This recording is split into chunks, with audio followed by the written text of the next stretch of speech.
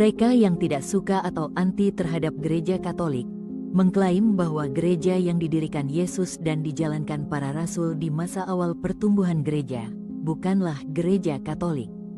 Bahkan ada yang lebih ekstrim dengan mengatakan bahwa gereja Katolik baru ditemukan oleh Kaisar Romawi Konstantinus setelah dia mengeluarkan maklumat Milan tahun 313. Untuk mengetahui apakah klaim itu benar adanya, mari kita telaah seperti apa gereja dijalankan sebelum tahun 313, baik saat para rasul masih hidup maupun setelah mereka wafat. Sumber penelaahan adalah Kitab Suci Perjanjian Baru, tulisan para bapak apostolik, maupun tulisan para bapak gereja yang sudah dipedomani gereja Katolik sebelum tahun 313. Sebagaimana kita ketahui, Yesus memberikan pengajaran kepada para rasul dan murid-murid lainnya melalui pernyataan lisan, melalui berbagai mukjizat, maupun contoh-contoh perbuatan. Yesus tidak pernah menulis kitab Injil. Yesus juga tidak pernah memerintahkan para rasul untuk menulis atau mencatat apa yang dia ajarkan. Adalah inisiatif para rasul dan para murid lainnya, yang tentunya atas inspirasi Roh Kudus, untuk menuliskan apa yang Yesus ajarkan. Tulisan-tulisan yang sekarang kita sebut Kitab Perjanjian Baru itu, baru mulai ditulis paling awal sekitar tahun 50-an dan setelahnya. Itu berarti ada jeda sekitar 17-63 tahun sejak Yesus wafat disalib, bangkit dari antara orang mati, dan naik ke surga pada tahun 33. Perlu dicatat bahwa apa yang mereka tuliskan itu belum mencakup semua yang pernah diajarkan atau dilakukan Yesus. Hal ini dikatakan sendiri oleh Rasul Yohanes dalam Injil Yohanes bab 20 ayat 30 dan bab 21 ayat 25. Jika demikian kronologinya, apa sekiranya yang digunakan para rasul untuk menjalankan gereja, dalam hal ini memberikan pengajaran, pada periode sebelum Kitab Perjanjian Baru ditulis? Sudah pastinya para rasul melakukannya dengan cara menyampaikan kembali atau meneruskan secara lisan apa yang pernah mereka dengar dan lihat dari Yesus. Hal ini dilakukan seluruh rasul, mulai dari Rasul Petrus yang pergi ke barat sampai ke Roma, hingga Rasul Thomas yang pergi ke timur sampai ke India. Inilah yang dalam ajaran gereja Katolik disebut sebagai tradisi suci. Sebagian dari tradisi suci ini nantinya ada yang dituangkan ke dalam tulisan menjadi kitab suci, tapi ada juga yang tidak, seperti dikatakan Rasul Yohanes tadi. Bahwa Rasul Petrus sampai ke Roma dan Rasul Thomas sampai ke India juga tidak tertulis dalam kitab suci. Namun gereja Katolik tetap percaya bahwa mereka sampai ke sana karena menjalankan kehendak atau perintah Yesus untuk menjadikan semua bangsa sebagai murid-Nya. Rasul Paulus, yang menulis 13 surat dalam Kitab Perjanjian Baru, juga menegaskan hal ini dalam suratnya kepada para pengikut Kristus di Tesalonika. Sebab itu, saudara-saudara, berdirilah teguh dan berpeganglah pada ajaran-ajaran yang kamu terima dari kami, baik melalui pemberitaan maupun surat. Demikian tulis Rasul Paulus dalam 2 Tesalonika bab 2 ayat 15. Yang dimaksud dengan pemberitaan di sini tentu saja bukan pemberitaan melalui radio, televisi, atau internet, melainkan penyampaian secara lisan. Perlu dicatat bahwa Paulus lebih dulu memberikan pengajaran secara lisan kepada umat di beberapa wilayah di Asia Kecil dan Yunani, sebelum memberikan pengajaran atau nasihat secara tertulis melalui surat-suratnya. Ini bisa dibaca dalam Kisah Para Rasul mulai bab 11 dan seterusnya. Salah satu bentuk tradisi suci yang tetap dijalankan dari zaman para rasul sampai saat ini adalah liturgi Ekaristi dalam Misa Kudus. Kisah Para Rasul bab 2 ayat 42 atau bab 20 ayat 7-11 menjelaskan Misa Kudus sebagai berkumpul atau bersekutu dan memecah-mecahkan roti. Tentang bagaimana liturgi Ekaristi atau memecahkan roti itu dijalankan, tidak dijelaskan secara rinci. Akan tetapi apa yang dilakukan para rasul dalam berkumpul dan memecahkan roti itu tetap berjalan secara tradisi hingga saat ini di abad 21. Tentang hal ini, nanti akan dijelaskan lebih lanjut dalam tulisan para bapak apostolik maupun bapak gereja. Sekitar tahun 90-an, Santo Clemens menulis surat kepada gereja di Korintus. Clemens adalah paus keempat setelah Santo Petrus, Santo Linus, dan Santo Anakletus. Dia adalah murid Santo Petrus dan Santo Paulus ketika kedua rasul itu berada di Roma. Kala itu Paus Clemens merasa prihatin dengan terjadinya pertentangan antara para klerus muda dengan klerus yang lebih tua di gereja di Korintus. Dalam suratnya Paus Clemens meminta para klerus muda itu untuk bertobat dan mengembalikan kedudukan para uskup dan imam yang lebih tua pada tempatnya. Mereka juga diminta untuk tunduk dan taat kepada uskup dan imam yang telah ditunjuk oleh para rasul untuk melayani gereja di situ. Walaupun Roma dan Korintus saat itu sama-sama berada di bawah kekaisaran Romawi, jaraknya cukup jauh, yakni lebih dari 1000 kilometer. Akan tetapi umat di Korintus menanggapi secara positif inisiatif Roma untuk menyelesaikan konflik di gereja setempat. Surat itu sering dibacakan secara keras-keras di hadapan umat di Korintus dan kota-kota lain di sekitarnya. Bahkan nantinya surat Clemens itu dimasukkan dalam Kodeks Alexandrinus yang berisi kitab-kitab Perjanjian Lama dan Perjanjian Baru. Surat ini menunjukkan berjalannya suksesi apostolik dari Santo Petrus sebagai paus pertama dan Paus Clemens sebagai penggantinya yang menggembalakan gereja universal. Gereja di Korintus pun mengakui kewenangan Paus di Roma sebagai kepala gereja universal dengan mematuhi isi suratnya.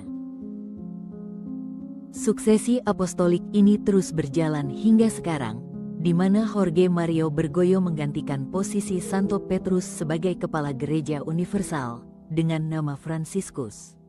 Sampai saat ini hanya gereja Katolik yang memiliki struktur universal yang anggotanya menyebar di seluruh dunia, namun dalam satu kesatuan di bawah kepemimpinan Uskup Roma.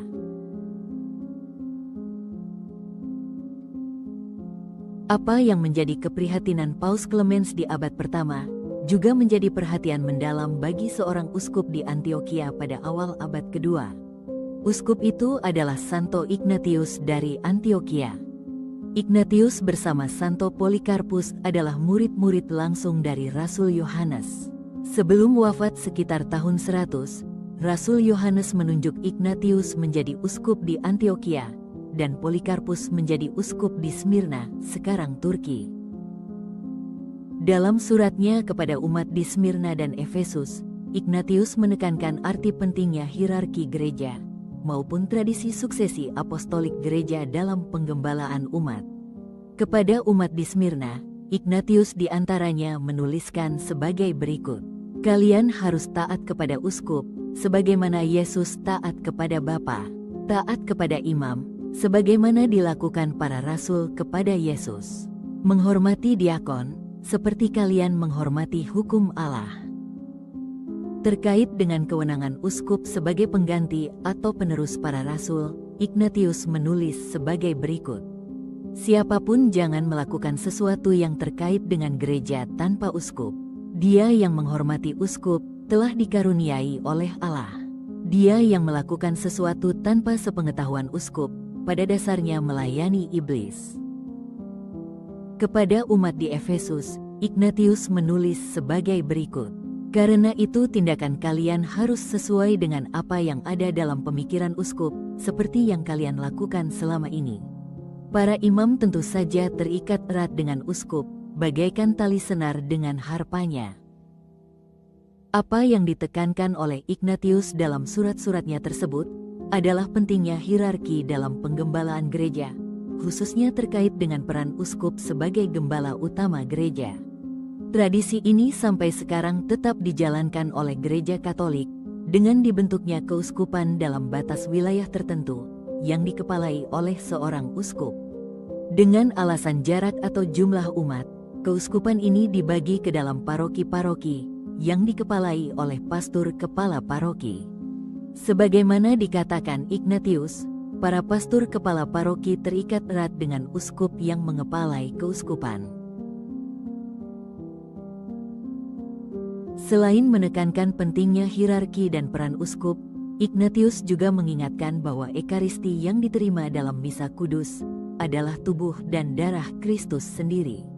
Dalam suratnya kepada umat di Smyrna, Ignatius mengatakan sebagai berikut. Perhatikan mereka yang berbeda pendapat tentang kasih karunia Kristus yang telah datang kepada kita. Betapa bertentangannya mereka dengan kehendak Allah. Mereka menjauhkan diri dari Ekaristi dan doa, karena mereka tidak mengakui Ekaristi sebagai tubuh juru selamat kita Yesus Kristus, yang menderita karena dosa kita, dan dibangkitkan kembali oleh Bapa karena kebaikannya. Karena itu, mereka yang mengingkari karunia Allah ini, akan binasa dalam perselisihan mereka sendiri. Kepada umat di Roma, tempat di mana dia akan menjalani hukuman mati, Ignatius menulis sebagai berikut. Aku rindu roti Allah, roti surgawi, roti hidup, yaitu tubuh Yesus Kristus, anak Allah, yang adalah keturunan Daud dan Abraham. Aku rindu minuman dari Allah, yaitu darahnya, yaitu kasih yang tidak lekang dan hidup kekal. Apa yang ditulis Ignatius tentang Ekaristi ini, tentunya berdasarkan apa yang dia peroleh dari gurunya, yaitu Rasul Yohanes. Yohanes sendiri menuangkan hal itu dalam Injil yang ditulisnya, pada bab 6 ayat 25-58 tentang roti hidup yang turun dari surga. Siapa saja yang makan roti itu, akan hidup selama-lamanya. Ekaristi yang merupakan tubuh dan darah Kristus yang dikurbankan demi keselamatan kita, adalah inti dari iman Gereja Katolik. Tak heran jika Katekismus Gereja Katolik paragraf 1324 menyatakan sebagai berikut. Ekaristi adalah sumber dan puncak seluruh hidup Kristiani. Sakramen-sakramen lainnya, begitu pula semua pelayanan gerejani serta karya kerasulan, berhubungan erat dengan Ekaristi suci dan terarahkan kepadanya. Sebab dalam Ekaristi suci tercakuplah seluruh kekayaan rohani gereja, yakni Kristus sendiri, Paskah kita.